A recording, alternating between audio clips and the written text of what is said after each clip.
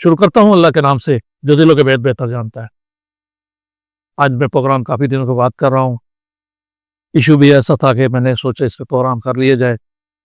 वह प्रोग्राम है आज हेल्थ के हवाले से, और इसमें जो सीईओ हेल्थ तब्दील हुए और उसके बाद नए हमारे बखर के doctor Mazhar Baloch CEO health तैनात हो गए।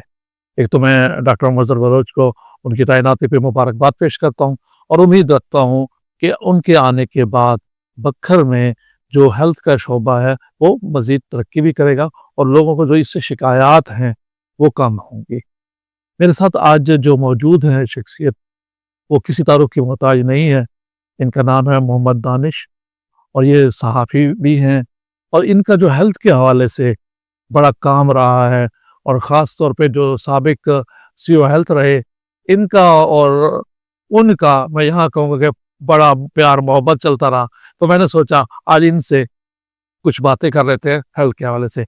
जी दानिश साहब, कैसी तबीयत है आपकी? खैरियत? अल्हम्दुलिल्लाह, अल्हम्दुलिल्लाह। खैरियत। अच्छा, मैं आपसे पहला सवाल ये करूँगा कि जो सीईओ हेल्थ हैं वो तब्दील हो गए, ठीक है, उनकी जगह मज़हर बलोच आ गए।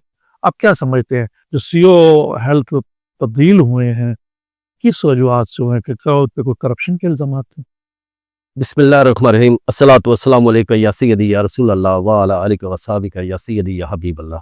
राव साहब, मैं आपका और आपकी आवाज़ वतन टीम का बहुत शुक्रिया अदा करता हूँ जिन्होंने मुझे अपने स्टूडियो में मदऊ किया। बात कुछ यूँ है कि सबका सीईओ हेल्थ जो कि यहाँ पे करप्शन पे तो क्या करप्शन में लथड़े हुए थे बहुत ज़्यादा। कौन-कौन से करप्शन में उनकी गिनवाऊँ? क्या मैं उनकी गैस की करप्शन गिनवाऊँ जो वो करते रहे हैं? क्या मैं उनकी गाड़ियों की करप्शन गिनवाऊँ जो वो करते रहे हैं? क्या मैं उनकी माइलेज की करप्शन गिनवाऊँ जो कि वो ऑफिस में बैठे रहते थे लेकिन कलूरकोट, जंडावाला, मनकेरा, नोतकबेल सब पे टूर्स डाले जाते थे, वो गिनवाऊँ? कौन-कौन सी करप्शन गिनवाऊँ? एक डिपार्टमेंट है, हेल्थ डिपार्टमेंट के अंदर ही एक डिपार्टमेंट है डीएचडीसी के नाम से, शायद मैं लफ्ज़ का आगे पीछे हो जाए, डीएचडीसी, वहाँ की एक तबाहशुदा कोच खड़ी हुई थी जो उनकी एम्बुलेंस जो उनकी यूज में थी, उस पे 9 लाख रुपए लगाकर, गवर्नमेंट का 9 लाख रुपए लगाकर उसे 0 मीटर बनाकर अपनी अय्याशियों के लिए उन्होंने उसे रेडी किया, जिसमें एलईडी लगाई गई, एक बेड लगाया कोच गया के अंदर? कोच के अंदर। आज भी देख लें, करें इंक्वायरी करें, उसके अंदर सब कुछ आपको नजर आ जाएगी। उस कोच को 0 किया गया, वो 9 लाख रुपए की। फिर उसी जगह एक एम्बुलेंस जिसे अपने ही एहलकार को औने-पौने दामों में बेच दी गई। जब उसका हमने इंक्वायरी की, मालूमात ली गई, तो जनाब उसके डॉक्यूमेंट्स नहीं थे। एक वहीं पर एक खरीदार था जो कि लाखों रुपए ज्यादा दे रहा था कि वो गाड़ी अच्छी थी, लेकिन उसको नहीं दी गई जी इसके डॉक्यूमेंट्स नहीं है, लेकिन अपने एहलकार को वो दे दी गई। क्यों? औने-पौने दामों में दे दी गई, क्यों? वो गवर्नमेंट की प्रॉपर्टी नहीं थी। अच्छा, मुझे ये बताएं कि क्या यहाँ पर जो नए बेड आए हैं वो पुराने बेड कहाँ चले गए? नए गद्दे आए गए हैं, वो पुराने गद्दे कहाँ चले गए? नए पंखे लगे हैं, पुराने पंखे कहाँ चले गए? नए एसी लगे हैं, पुराने एसी कहाँ चले गए? नई एलईडीज आई हैं, पुरानी एलईडीज कहाँ चली गई? आखिर इसकी भी तो इंक्वायरी होनी चाहिए ना, आखिर उसका भी तो टेंडर होना चाहिए था ना, किसी न किसी को तो मिलनी चाहिए थी, वो कहाँ चली गई? आसमान खा गया, जमीन निकल गई, किधर चले गए? अच्छा, सीईओ हेल्थ पे मैं मुझे याद है कि पिछले दिनों में कोई एफआईआर भी की थी उस सीईओ हेल्थ के ऊपर। क्या उनके ऊपर कोई करप्शन के हवाले से एफआईआर हुई थी जिसमें कोई कंडोम्स वगैरह का भी जिक्र था? जी हाँ, वो सबका सीईओ हेल्थ थे जो इनसे पहले तैनात थे, जो रह कर गए इनसे पहले जो थे। अच्छा, जो अब ट्रांसफर हुए हैं, जो एसडी बने हैं, उससे पहले के जो थे जी, उनसे उन पर थी उन पे? कि देखिए, मौजूदा तो ये बनते हैं ना जो अभी ट्रांसफर होकर गए, इनसे पहले जो था ये कहने जी इंक्वायरी उन पे होनी चाहिए, गुनाहगार वो हैं जो शख्स, पैसे की चमक बहुत बुरी चमक होती है, जब पैसा फेंक तमाशा देख, एक लफ्ज आपने सुन रखा होगा, ये कहावत सी है, तो जहां पैसा गिरता है ना तो बहुत सी चीजें तब्दील हो जाती हैं। ठीक है। वो बराबर का गुनाहगार ये सीईओ हेल्थ भी था, बराबर का, जो अभी ट्रांसफर हुआ ये भी बराबर का था उस सब हवाले से। लेकिन क्या है कि वो 3,33,39,600 के कंडोम्स मंगाए गए जो कि कागजी कार्रवाई में मंगाए गए। 3 करोड़ 33,39,600 के अच्छा, कंडोम्स हुए हैं। कंडोम्स मंगाए। ये अपने क्या कंडोम जो है ना हर घर को दिए गए हैं। अब ये सोच रहे कि ये होते कपल्स के लिए होते हैं। मैंने जब उनसे क्वेश्चंस किया, मैंने कहा सर ये जो कंडोम्स मंगाए गए ये मुझे बताएं कि कितने का ये मंगाए गए, हमारी आबादी तो यहाँ पर 22, साढ़े 22, 23 लाख की है, तो ये आप सबके लिए मंगाएंगे? तो हंस के कहते नहीं ये कपल्स जो होते हैं शादीशुदा नहीं उनके लिए मंगाए गए। तो मैंने कहा फिर 3 करोड़ हमारे शादीशुदा हो गए, इतनी आबादी नहीं है यहाँ की। जब मैंने तो वो तिलमिला से गए अपने अल्फाजों के अंदर, घबरा से गए।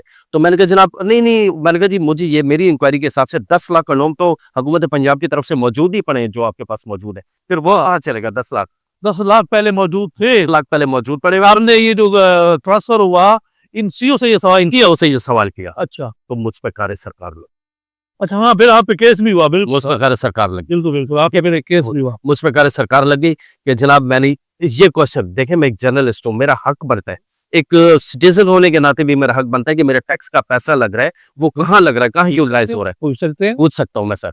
तो मुझे ये बताइए, सिर्फ ये पूछना मेरे पे जुर्म लागू हो गया है जिसे मैं 1 साल से उस केस को भुगत रहा हूँ। अभी एक कॉन्फिडेंशियल लेटर निकले जिसके अंदर उस केस के अंदर, अच्छा उनसे भी पहले एक सीओ हेल्थ थे जो कि उस कर्नूल की कार्रवाई के अंदर वो भी आ रहे हैं, अच्छा वो भी आ रहे हैं। इस केस में 3 सीओ हेल्थ आ रहे हैं, 3 सीओ हेल्थ। ठीक, इसमें कोई भर्ती वाला भी कोई मसला था। जी, भर्ती वाला ऐसा मसला था कि एक 2 नंबर भर्तियां हो गई। जब मैंने उनसे बात की इसी हवाले से, उसी दौरान ये मैंने उनसे बात की कि जनाब इस तरह से ये भर्तियां ऐसे हुई हैं, ये भर्तियां तो गलत है। नहीं जी, इसके अंदर जो एमएस डीएचक्यू है उसकी गलती है, एमएस कलूर कोर्ट है उसकी गलती है। जी एमएस डीएचक्यू या एमएस कलूर कोर्ट की गलती है तो मुझे ये बताएं, आप सीओ हेल्थ बैठे हुए, आप एक रिस्पॉन्सिबल सीट पे बैठे हुए, आप इंक्वायरी करें कभी यही हुआ, इस तरह हुआ। फिर मेरी ही खबरों पर, मेरी ही इंक्वायरी पर डिप्टी कमिश्नर बखर जो साबका रह कर गए, आज से 2 डिप्टी कमिश्नर, मैं नाम ले लेता हूँ, डॉक्टर नूर मोहम्मद अवान साहब, उनसे मैंने बात की तो वो भर्तियां कैंसिल हो गई। ठीक है, और उसका लेटर भी, प्रूफ भी मेरे पास मौजूद है, वो भर्तियां कैंसिल हो गई। फिर मैं जब वो भर्तियां कैंसिल हुई तो मेरी खबर भी कैंसिल हुई ना। फिर इसी कल्लोम की एफआईआर एंटी करप्शन में हुई भी है, हो गई। उसमें एक शख्स जेल में है, ठीक, गुड, एक शख्स इश्तिहारी है, ठीक, एक शख्स जो कि हेल्प के थे, सीओएल थे, उनकी 20 साल सर्विस का नुकसान दिया गया और 2 साल इंक्रीमेंट का नुकसान दिया गया इंक्वायरियों में, और ये भी महकमाना इंक्वायरी में गुनाहगार पाया गया है। अच्छा अब फिर मुझे एक बात की समझ नहीं आई आपसे, मैं माजरत के साथ, आप पे इन्होंने केस करवा दिया कार्य सरकार का, आप ने जमानत करवा ली, फिर भी आपकी जो जमानत है वो कैंसिल हो गई। ठीक, वो ऐसा था कि मैं जब यहाँ पहुंचा, बखर अदालत के अंदर पहुंचा, बातचीत हुई, सारा कुछ आर्गूमेंट्स हुए, तो यहाँ पर मुझे डिक्लेयर कर दिया कि जी आप सहाफी नहीं है। अच्छा आप जाहिर कर दिया, खबर भी आपकी लग रही है, चल रही है, उस पर एक्शन भी हो रहा है, फिर कहा जाता है आप साफी भी नहीं। इतने सबूत मैंने पेश भी किए, मेरे वकील ने पेश भी किए कि ये देखे जी इनके अगेंस्ट इतने सबूत है, उसके बावजूद आप साफी नहीं है, मुझ पे एलिगेशन लगाकर मुझे जमानत जब्त हो गई। फिर मेरा केस चला गया हाई कोर्ट मुल्तान के अंदर। वहां जब पेश हुआ तो वहां पर मेरा वकील जब बहस किए बिना ही मेरे केस से विड्रॉ कर गया। हालांकि उसका काम था मुझसे पूछना कि मैं केस विड्रॉ कर रहा हूँ, मुझसे पूछे बिना ही उसने केस विड्रॉ कर दिया। मेरा वकील बिक चुका था, उसे इन्होंने खरीद लिया। बस ये तो आप कहेंगे, मैं तो नहीं कह सकता कि कोई वकील ऐसा बिल्कुल वो करता। अच्छा अगर ये बात मैं आपसे इसी बात, इसके बाद अब इनका ट्रांसफर हो जाता है, ठीक है, जो ट्रांसफर की वजूहात हैं, क्या कोई खास वजूहात थी जो इनका, क्योंकि करप्शन तो ये काफी अरसे से ही काम चल रहा था। इस तरह है कि कुछ अर्सा पहले एक सियासी शख्सियत इनके पास आई, कोई इतना बड़ा मेजर काम भी नहीं था, माइनर सा काम था, तो वो सियासी शख्सियत इनके पास आई, आकर इनसे डिस्कस किया, आर्गूमेंट्स किया, अपना तारुफ करवाया कि जी मैं फला शख्स हूँ, तो इस हवाले से तो इन्होंने उसकी एक कान से सुनी, दूसरे कान से निकाल दी। उन्होंने उन्हें सीओ हेल्थ ने उन्हें कुछ समझा ही नहीं, क्या हैं कौन, वो बार बार बता रहे हैं जनाब मैं फला हूँ, इन्होंने उन्हें कुछ समझा भी नहीं। तो क्या वो जो है वो बरसर इक़्तिदार के थे या कोई अपोजिशन में थे, तो साफ ज़ाहिर है इन्होंने लिफ्ट नहीं कराई होगी सीओ हेल्थ से।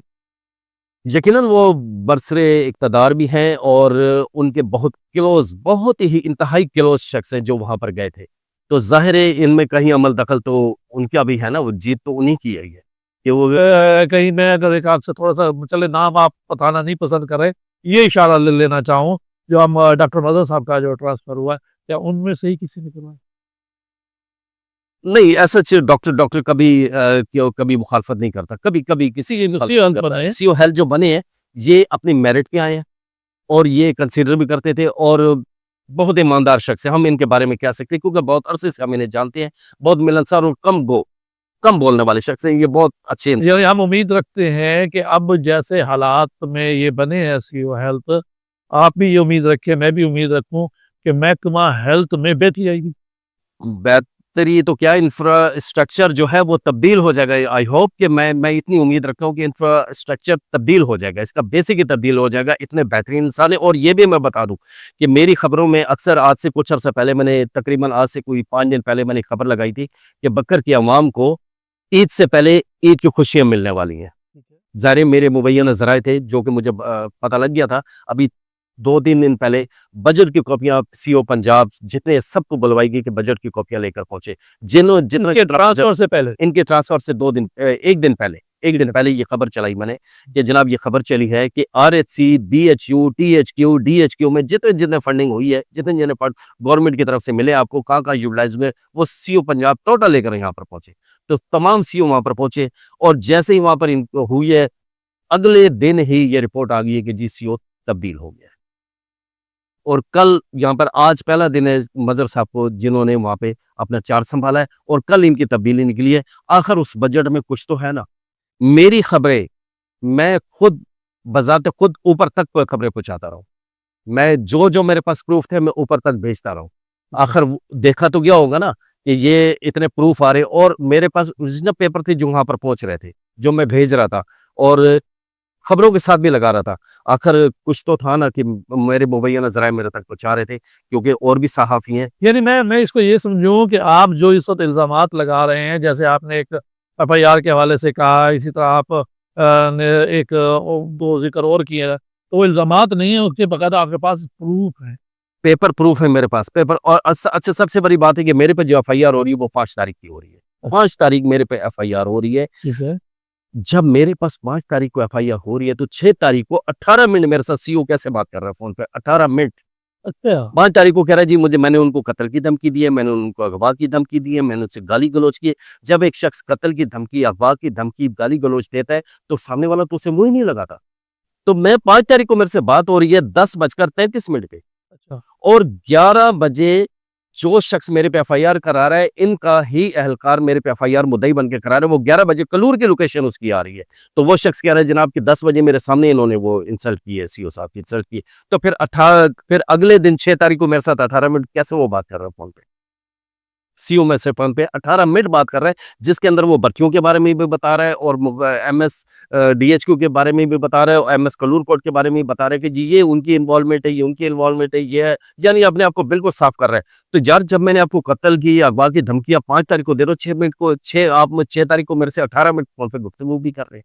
वो ऑडियो भी मेरे पास मौजूद है, वो ऑडियो भी आया। जी बिल्कुल मेरे पास मौजूद है। अच्छा, वो ऑडियो भी मैंने अदालत में पेश की, उसके बावजूद मेरे यहाँ से जमानत कैंसिल हो गई। चलो वो कोई वजूहत होगी, जैसे आपने कहा कि आपके ऊपर ये इल्ज़ाम लग गया कि आप काफ़ी नहीं है, जी वो एक अलग है इशू।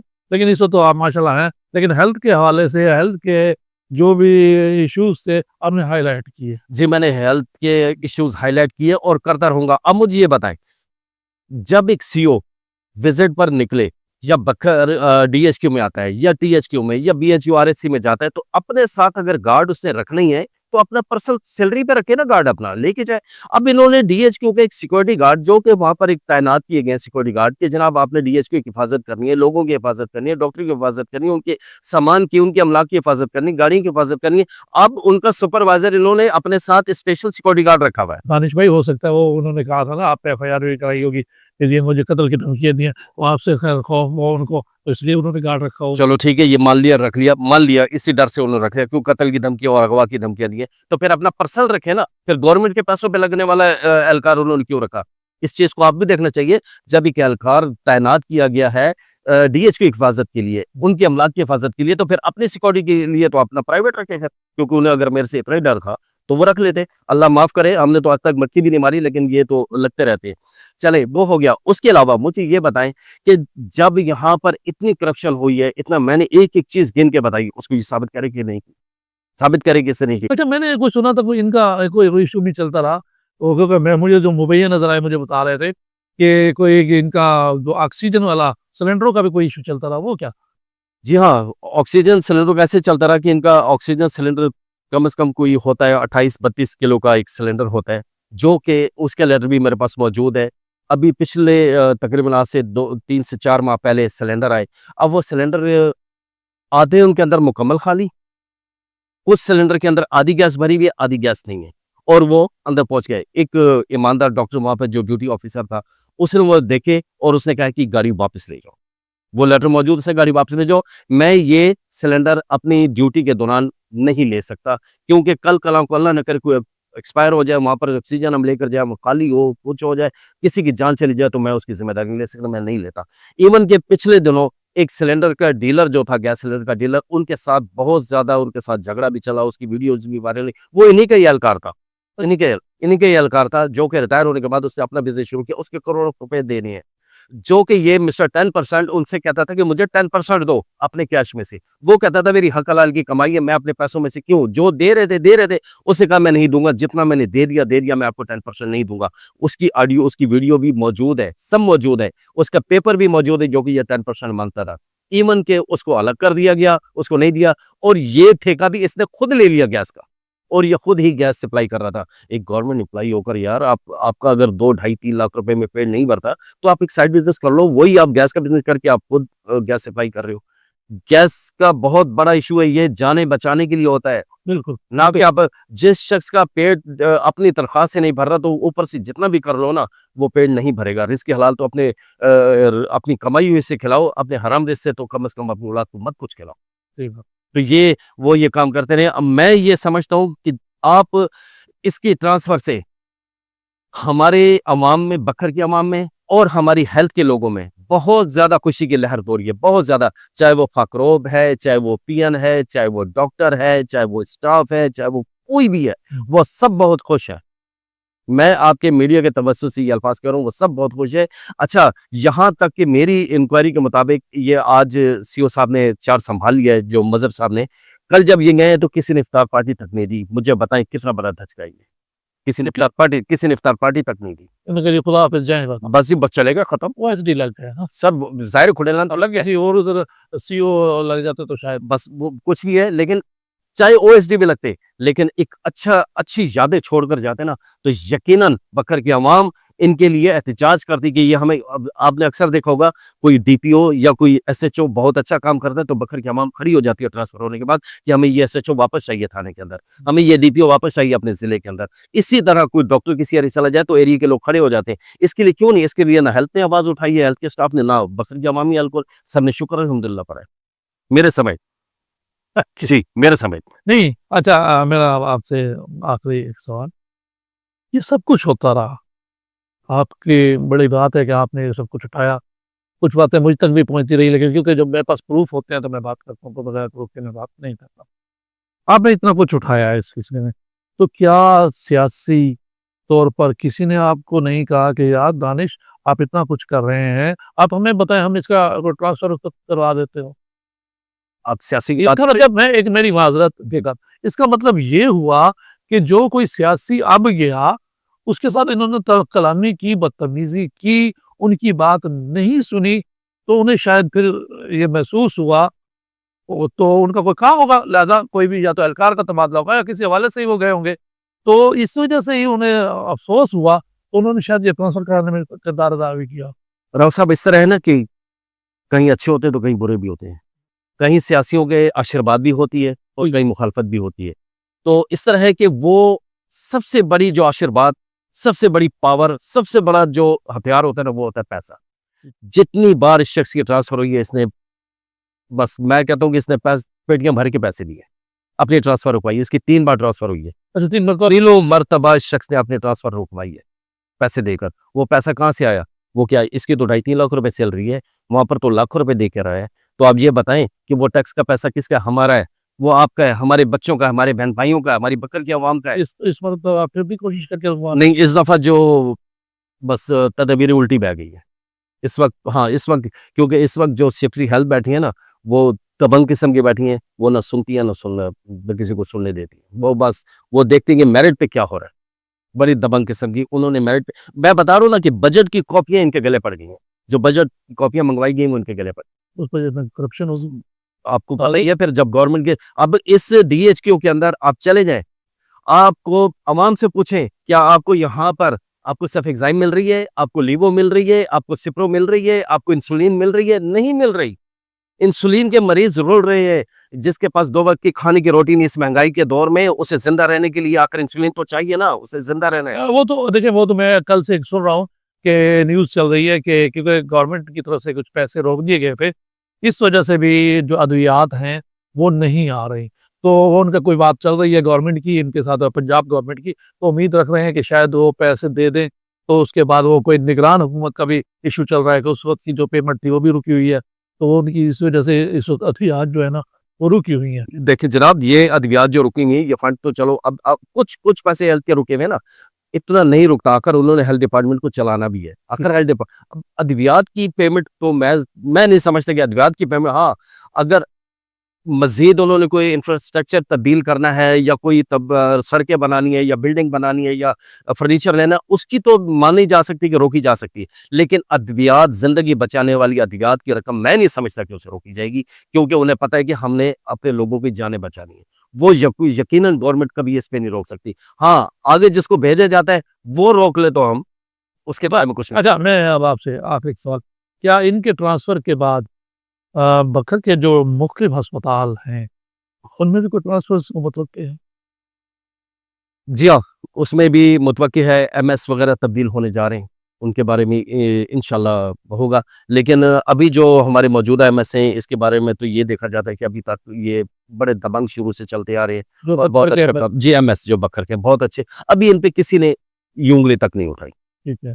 बहुत अच्छे चल रहे हैं, बहुत प्यारे इखलाक वाले बाइखलाक इंसान है, काम करते हैं। लेकिन क्या तब्दीलियाँ तो खैर ये होती रहती हैं, इन्होंने यहाँ से उठ के कलूर चले जाना है, कलूर वाले ने यहाँ जाना है, मन करे यही होते हैं और क्या होता है। इनका हज का भी सुना है कि फिर दोबारा से इजाज़त जी हाँ, वो देखें वो कहा सुना तो ये जाता है कि जो एक दफ़ा जाता है वो दोबारा नहीं जाता। लेकिन वो काली कमली वाली सरकार बैठी है ना, बेशक। वो तो चाहे तो वो दोबारा क्या, वो तीसरी दफ़े बुलाएगा, 5वीं दफ़े बुलाएगा, तो इनको उन्होंने बुलाया। गवर्नमेंट का तो बिल्कुल कलम चल गई है, क्योंकि मंजूरी वहाँ से हुई है और बुलाया इन्हें काली कमली वाले की तरफ से ही है। तो ये मंजूरी वहाँ से थी, तो दोबारा इनका नाम आ गया। लेकिन बहुत प्यारे इंसान है, मिलनसार इंसान है और बल्कि इनकी मिसेज़ भी सीओ सरगोदा लगी हुई हैं, बहुत मिलनसार, बहुत अच्छी हैं और खुद भी डॉक्टर साहब बहुत अच्छे इंसान हैं। तो ये है कि मेरी दुआ है कि अल्लाह रब्बुल इज़्ज़त इस बकर को ऐसे सीओ से बचा के रखे कि ऐसा सीओ दोबारा ना आए। अल्लाह रब्बुल इज़्ज़त हमारी दुआएँ कि मज़हर साहब के लिए भी कि अल्लाह इन्हें कामयाबी और ईमानदारी से काम करने की तौफ़ीक अता करे और हमारे एमएस को भी और हमारे बकर की आवाम को भी ये चाहिए कि हम भी भरपूर इन लोगों का साथ दें, ताकि ये लोग इस करप्शन जो करप्ट अनासर है ना, इनका कलाकमा करें। और दूसरा, मैं मज़हर साहब से ये रिक्वेस्ट भी करूँगा कि जो इनके हवारी, जो इनके साथ जो काम कर रहे थे, जिनका नाम आ रहा है, जिन्हें अक्सर अली बाबा 40 चोर कहा जाता था, उन 40 चोरों का वो को भी बेनकाब खुद करें, उनके खिलाफ भी इंक्वायरी करें कि आया ये कहाँ तक सदाकत है। अच्छा, रिक्वेस्ट हो। अच्छा, मैं आपसे बस प्रोग्राम खत्म करने से पहले, अगर जो उनकी इंक्वायरी हेल्ड होती है वक़्त, तो आप उन इंक्वायरी में जाएँगे या सुलह खाते 10 दफ़ा जाऊँगा, 10 दफ़ा जाऊँगा, बार-बार बुलाएँगे, बार-बार जाऊँगा और सबूतों के साथ जाऊँगा। सबूतों के साथ जाऊँगा, सब कुछ लेकर जाऊँगा। बस मेरे चाहने वालों का और मेरे रब का और मेरे आप दोस्त भाइयों का बस मेरी पीठ पे हाथ हो, इंशाल्लाह मैं इन सबसे लड़ूँगा। करप्शन जो करेगा उससे मैं लड़ूँगा। बहुत शुक्रिया दानिश आपका। आपने जो हेल्थ के हवाले से जो कुछ भी था, मैंने आवाम को ये दिखाया, क्योंकि अभी गुज़िश्ता दिनों जो है सीओ हेल्थ का ट्रांसफ़र हुआ है, और अब हम उन सब इस बात से उम्मीद रख रहे हैं कि जो आने वाले सीओ बकर हैं, डॉक्टर मज़हर बलोच, वो बकर के अवाम को हेल्थ के हवाले से रिलीफ़ देंगे। और क्या हम ये उम्मीद उनसे रखें कि क्या वाक़ई वो रिलीफ़ देंगे, आने वाला वक़्त बताएगा। आज के साथ इस प्रोग्राम के साथ इजाज़त चाहूँगा। बहुत शुक्रिया।